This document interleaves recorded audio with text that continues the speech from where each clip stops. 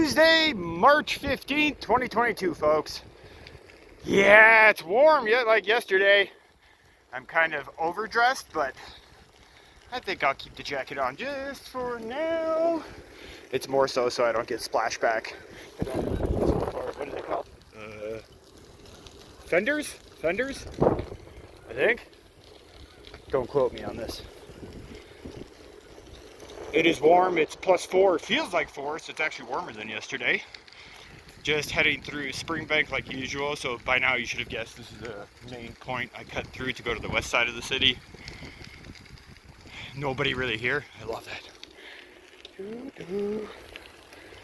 The going up hills with no hands is getting so much easier.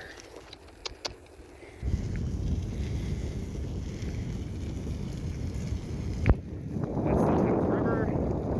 Gross. Yeah, gross. You know what to do. Stay active, positive, and beautiful. Move that tuchus!